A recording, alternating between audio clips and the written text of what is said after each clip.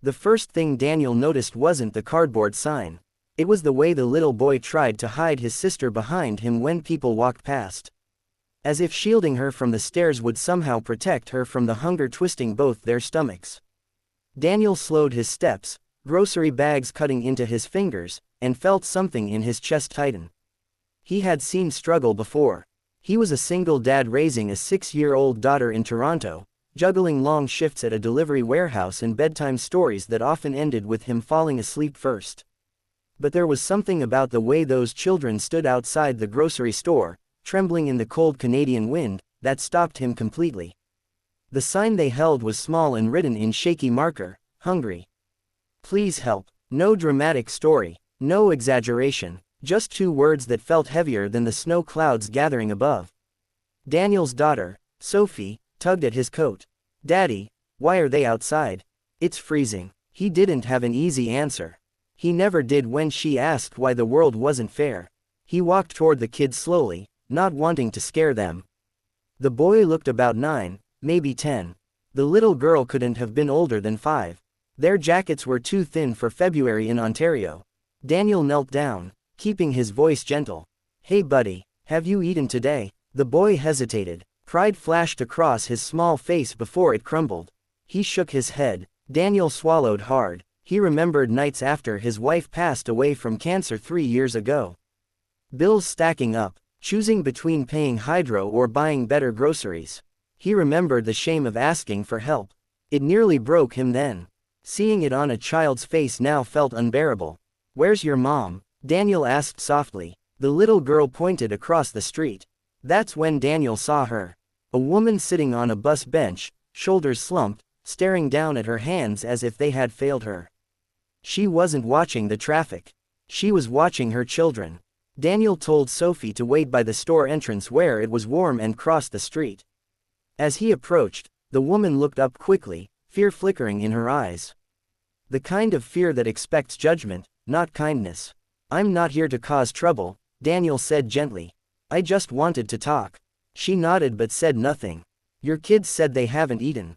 Her lips pressed together tightly. For a moment, he thought she wouldn't answer. Then the words spilled out, raw and trembling. "I had a job. I worked at a restaurant downtown. When the owner cut staff, I was the first to go. Rent went up. I fell behind. We were evicted last month." Her voice cracked. "I've applied everywhere. Grocery stores, cleaning jobs, anything. No one's called back." Daniel felt anger rise inside him, not at her, but at a system that let a working mother fall this far. In a country as wealthy as Canada, how were children still going hungry in plain sight? "I didn't want them out here," she whispered. "But shelters are full. I can handle being hungry. I just can't watch them starve." That was the sentence that broke him. "I can handle being hungry. I just can't watch them starve." Daniel thought of Sophie waiting inside, warm and safe. He imagined her standing in the cold with an empty stomach. The image was unbearable. "Come with me," he said. She stiffened. "I'm not looking for trouble." "You're not getting trouble," he replied. "You're getting dinner." He walked them back to the store. He bought hot rotisserie chicken, bread, fruit, milk, and extra mittens. Sophie insisted on picking out chocolate chip cookies, because everyone deserves dessert. The little girl smiled for the first time, and Daniel felt something shift in the air. They sat in the small seating area near the front windows. The children ate carefully at first, as if afraid the food would disappear. Then hunger took over, and they devoured it. Their mother watched with tears streaming down her face. Daniel learned her name was Marissa. She had moved to Toronto from a smaller town hoping for better opportunities. Instead, rising rent and unstable work swallowed her savings whole. She had no family nearby. "You shouldn't have to do this alone," Daniel said quietly. She laughed bitterly. "We all do it alone, don't we?"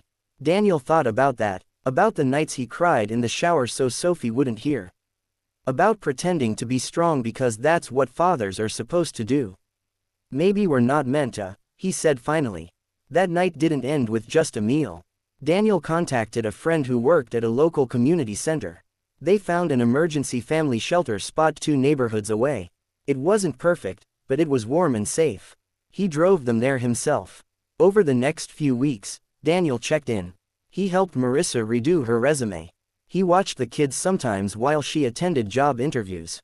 Sophie made drawings for them that said, "You're my friends now." One afternoon, Marissa called him, her voice shaking again, but this time for a different reason. "I got a job," she said. "Full-time. At a daycare." Daniel smiled so wide his cheeks hurt.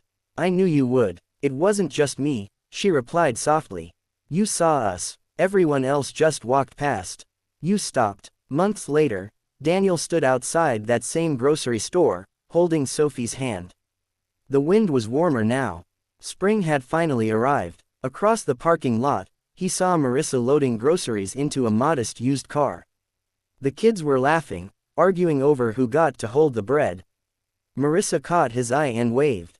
Not the hesitant wave of a woman ashamed of her circumstances, but the confident wave of someone rebuilding her life. Sophie looked up at him. "Daddy, are they okay now?" Daniel watched the children climb into the back seat, full and safe. "They're getting there," he said. As they walked inside, Daniel realized something powerful.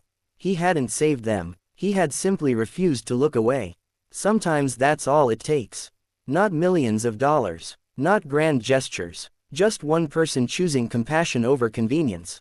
In a world that moves too fast, where people hurry past cardboard signs and tired eyes, maybe the real miracle isn't money. Maybe it's noticing. And maybe the next time you see someone standing in the cold, you won't just see a problem.